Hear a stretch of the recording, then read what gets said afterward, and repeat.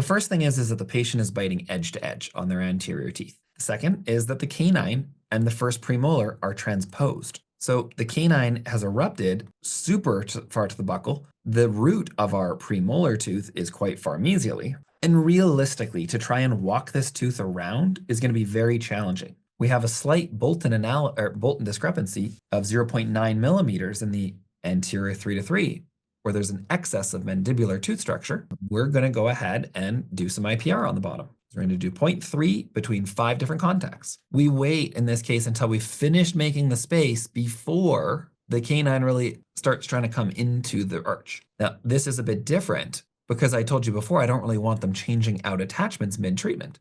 But in this case, I actually did try and change out the attachment because the first attachment, again, is doing the same thing as before. It's just going to go ahead and move our tooth mesially.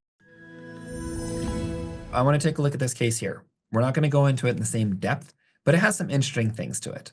The first thing is that the patient is biting edge to edge on their anterior teeth. The second is that the canine and the first premolar are transposed. So the canine has erupted super far to the buccal. The root of our premolar tooth is quite far mesially. And realistically, to try and walk this tooth around is going to be very challenging. So in many cases, transpositions, where the teeth are in the wrong spot, will be left in that same spot rather than trying to move them. Right? We would have to actually move this canine through the buccal frenum.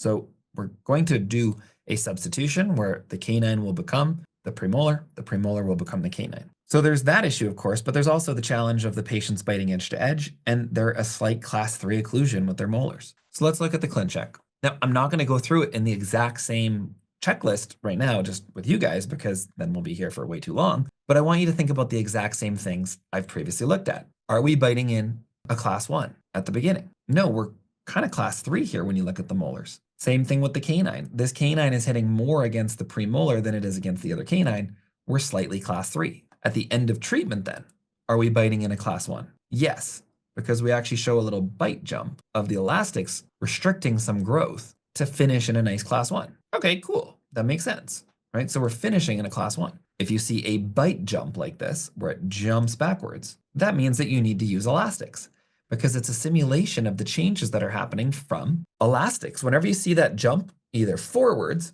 or backwards, that is strictly elastics doing that.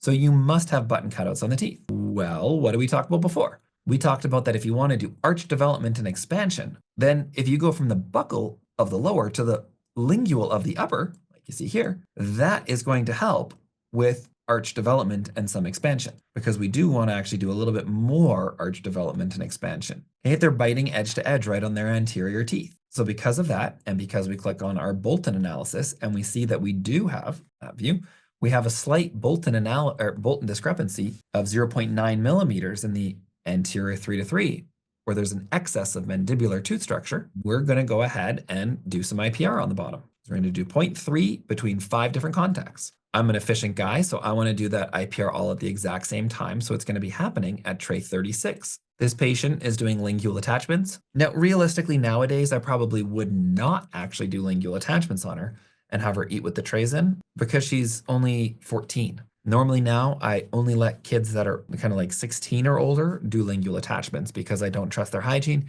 and usually it's even 18 or older. But at this time, I was letting kind of 14 and up choose. What do we need to do? Well, we need to move our premolar mesially. So how are we going to do that? Well, we talked about forces. We're going to need to push right here on the distal aspect of that attachment. And we're going to place another attachment.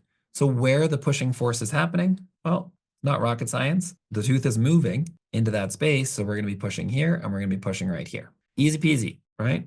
We wait in this case until we finish making the space before the canine really starts trying to come into the arch. Now, this is a bit different because I told you before, I don't really want them changing out attachments mid-treatment. But in this case, I actually did try and change out the attachment because the first attachment, again, is doing the same thing as before. It's just going to go ahead and move our tooth mesially.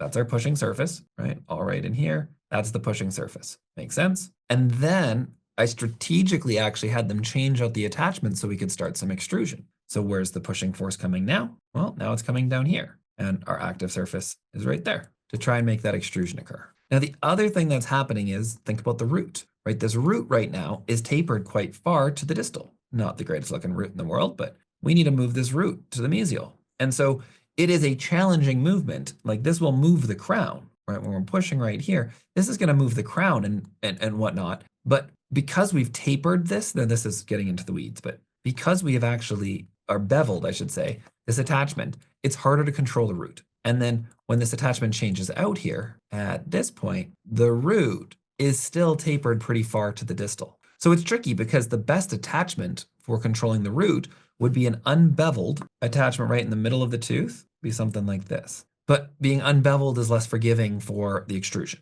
What you're gonna notice is this doesn't track at a certain point because we're asking it to do a heck of a lot of movement. We're asking it to mesialize the crown, move the entire root mesial, create more mesial root tip, and then do extrusion. But that's okay that it doesn't track. I preemptively warn her about that because we just realized that that's asking it to do a lot. Let's look at the lowers here. Notice how last time, oh, there goes my background. On the lowers before, I was replacing attachments because we had such a deep bite. But in this case, we don't have a deep bite. So do I replace these attachments for horizontal ones? No, I don't. There's no deep bite. She's biting edge to edge. This ain't a deep bite, right? So because of that, we can leave on those attachments. Like I don't really care. The things I care about here is class 3 elastics. I want to get her out of edge to edge. That's why I'm putting in IPR and doing those class 3 elastics. The posterior teeth, like they're all kind of fine, whatever. I don't really care. They can be optimized, they can be conventional, but I care about this premolar and I care about the canine. That's what I care about. So let's take a look and see how she does in terms of her movements. This is where she first starts off. This is where she's at before we've changed out this attachment. This is still the vertical attachment on that tooth. And then this is still the vertical attachment on the tooth as it's kind of moving more into that space. So from here to here. And at this point is when we were getting ready then to say, okay, let's change out that attachment now for extrusion. But because the trays are not actually fitting the best, we made the decision to say, hey, you know what? Even though we're now currently on tray, whatever this was now, 36, notice how I told them to change the attachments at the same time I did the IPR, by the way, because I want to be efficient. They're coming in for IPR, they may as well be changing out their attachment at the same time. But I chose not to change out that attachment. And instead, we actually jumped into a mid-course correction, and I did something a little bit different. I realized that this root really has to move. And so what I did is I placed a custom attachment. So literally chair side. What I did is I took a bunch of composite here. I built it up and I built what Christian Fournier calls his mustache. Now this is an upside down mustache, but essentially I built all of this up with composite, right? And so what this is allowing us to do is it's almost the equivalent right now. You could think of it like an inverse attachment. There's this big concavity there where the tray now can really kind of lock into this spot. And there is the attachment too to grip onto. But I've created a custom attachment here. And by creating the mustache aspect of it is what we need really 3 movements right now. We need rotation, which we're finished most of the rotation, but we also need some extrusion and we need some root tip.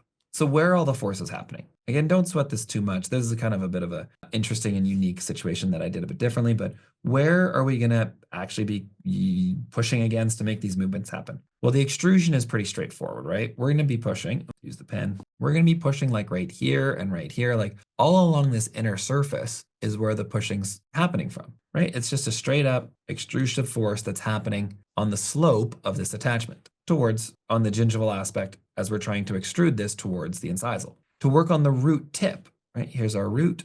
We want this to go this direction. So where are forces actually being placed on this? Well, the forces that are actually being placed are going to be happening right here and right here. And so one force is happening here, another force is happening right here. This is the center of our rotation. So finish drawing our arrows. Now, again, you don't have to do this attachment. If you wanted to just straight up focus first on the root position, you could literally just do this. Here's a much simpler method. Literally just place a vertical attachment on this tooth. If you just want to memorize something, because obviously this is unique, I'm placing a custom attachment.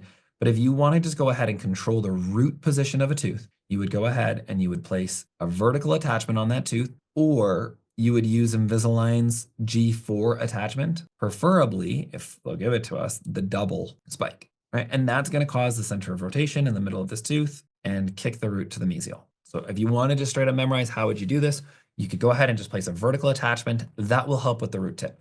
It's just, it's not going to help accomplish the extrusion at the same time. So that's what we're trying to accomplish by placing this specific custom attachment. So we've got mesial root tip, rotation, and extrusion all happening at the same time. Now, how do we do? Well, one thing that ends up causing us problems, you'll hear me talk about this again and again and again and again and again. And sometimes I'm just an idiot and I don't realize it and I don't fix the problem, is that once we get to here, we have great space between the teeth. Once we hit here, right there, so right here, boom, right there, friction happens at tray 30. Our tooth hits our canine hits the neighboring tooth, and boom, what you're gonna see is the movements are not gonna consistently happen past tray 30. What I should have asked the technicians to do is to leave some space to this canine tooth so that it doesn't hit its neighbor. Okay, so in the instructions, all I would have said is, please give me 0.3 millimeters of space, or something like that, 0.1 millimeters of space, any amount. Please give me some space. And you'll see this is later on in treatment still. Or you could have just done this yourself. Click into this, click add spacing, increase this to like 0.3 millimeters. Literally just leave this as where you finish your plan. Because what you're gonna notice then is that all of my headaches come from this tooth not tracking because it hits. So here's where we're at with number 6. Here's where we get to 9. Guess where it stops tracking, guys? Steven, in the past, was an idiot. And he didn't realize that even though I have this cool custom attachment that can handle multiple forces in multiple moments, I don't have space. There's only 3 things you need for a tooth to move: space, force, time. That's it. If you do those 3 things, you're golden. So I have the right force applying in the right directions because of the attachment. I have time. There was enough time happening for this to move. I mean, it was 40 aligners that I was doing this over. It wasn't a short amount of time, but I did not have space. Once it hits, friction happens. That's why things stop working. What do? Well, I try and force it to slide right past each other and slam down into that tooth again. So what do you realize? It gets a little bit better. Sure, this is the end of the next batch here, but that tooth is still a little bit high. So then I have to extrude that tooth more and bring it buccally. And then I can bring it a bit buccally, and then I need to extrude it more, but I still haven't created space. And so finally here at 19, this was the 5th batch, I finally now have pretty much brought that tooth close to being down, but even in my temporary retainers, I still had to work on bringing that tooth down a bit more. And again, guys, this is so easy. If you just go in and you literally go into the modification and you create a little bit of room around that tooth, probably would even go like 0.5, like just this. You can so easily close that space later. So at tray 6, I should have just left space instead of hitting there. Boom, it hits there, stops moving. I literally spend the next 3 batches of liners just trying to fix this tooth position and one other thing. So the other thing I'm trying to work on is we do have we have a slightly propped open bite. So you can see here that the palatal cusp from the arch development and the expansion, it's hitting prematurely, right? We have heavy palatal cusps. If we go to our occlusion, you're gonna see it. It's the only spot where anything is hitting, is those palatal cusps on the premolars and the molars. So the goal of our treatment here should be to put buccal root torque on and remove those palatal cusps from hitting heavy. That's the goal of treatment. But sometimes even with those intentions, let's go to tray number 1 here, and we're hitting a little heavy in the anterior now, but we're still propped open on those palatal cusps. We still need to get the bite settled. And so in this situation here, we could do 2 different things. So let's say that you were hitting prematurely on palatal cusps, and that was the only place you're hitting prematurely. You could go ahead. So what you cannot do is if you're hitting prematurely on palatal cusps, you cannot just go ahead and give them 6 months of temporary retainers and not do anything and expect the bite to settle because they're propped open. So you could take a burr and you could do an equilibration and remove some enamel. Or we could go ahead and we could focus on creating a little bit more buccal root torque and extruding the cusps down into a more full contact. And so we're going to physically extrude these premolar and molar teeth. And this one here, I'm using the attachment, but we're going to extrude these teeth down using elastics. Okay? And same thing with our canines. We're going to bring our canines into better occlusion using vertical elastics. And so that's the method we're working on. So let's go ahead and take a look. I'll show a summary of that canine tooth first. So from here, this was partway through treatment. This is when we decided to pull the plug because we don't have good control of that canine. Place the custom attachment, which helps great for the root tip, for the rotation, and for some extrusion until it has friction, then it stops. And we try to keep extruding it. It only extrudes a little bit, then it stops. Then we extrude it some more. Then we have to extrude a little bit more. And then finally here is where we're kind of at the point where it's in occlusion. But at this point, this is where we're realizing that we're propped open and we're hitting heavy on our palatal cusps. So we use some vertical elastics, right? And all we're doing again is we just have some button cutouts on our actual plat, on our ClinCheck. So we run the vertical elastics, the buttons in the back here, you can't quite see it. So we run the vertical elastics and you can see the space between those teeth and how it closes. Right now, we have full contact. You can't quite see. Let me move this image. So you can see how we have full contact between our first molar and on each arch, and we have full contact between our premolar, our canine, which substitutes our other canine, and full contact with our canine as well. Same thing on this side here. We have full contact on our premolars and our molars. Our midlines are on. And once we remove the attachment at the very end, obviously this tooth does not have as much of an emergence profile of the tooth compared to the premolar because they're transposed with each other. But you can see how we move the root of these teeth using the same techniques as we used previously. Vertical attachments on the premolar initially. Fortunately, the root was in the right spot, which made that easier. The canine has the more challenging movements. And you could have used a vertical attachment on that one to control the root, and then used an extrusion attachment to control the extrusion. And if we're hitting a bit prematurely on the palatal cusps and we need to bring the other teeth down, you can go ahead and use button cutouts or the elastics. And again, we're finishing in a nice class 1 because this is a growing patient, so we can modify that growth. Clearly Select, which is our growth program. Now, Clearly Select has 5 goals to it. Our goal of Clearly Select is that you can jump on a webinar and you can hear me talk for 2 hours, but it doesn't mean that you're going to improve your skills. We want to fill in the gaps of what's missing for you. We know that there's a component that you need to have, which is knowledge. You need to get the information so you can actually do this. But the second thing you need is confidence. And where that comes in is working with us to have ClinCheck designs created for you. So all doctors who join Clearly Select will have 10 ClinCheck plans that are created by our team. Kelly is intimately involved in this and is fantastic at what she does, but helping design plans that keep you in the guardrails, but also help you push your comfort zone to do things that otherwise you wouldn't feel comfortable doing without our support. So the goal is no matter what, if you're joining Clearly Select, you will take on 10 cases that we will help plan and design to the level of quality and detail that you just saw in these 2 cases. We'll do that for 10 of your cases. The third component is that you'll be able to join our community with our conversations in our Slack chats. Slack is like WhatsApp, but not so intrusive into your life. So you will be part of a community that has questions answered about your cases, about your clinical circumstances, or just people to support you in whatever it is that you're doing in orthodontics or in dentistry. You receive support with operations with all the different systems that we use in my practice as a Diamond Plus provider, but you'll also receive a significant discount that will save you tens of thousands of dollars per year because we can guarantee that the discount you receive is going to be bigger than the discount if you're not in a DSO right now, that a discount that a solo practitioner would receive. The last thing, which I think is so important, is accountability, right? I'm pretty hard with my patients. Like, I'm a strict dentist. I'm also pretty strict with the doctors that are in our Clearly Select group. I want to know what your goals are and what you're trying to accomplish. And then we're going to work to try and help make that a reality. But our goal is we can only lead a horse to water. You can't make it drink.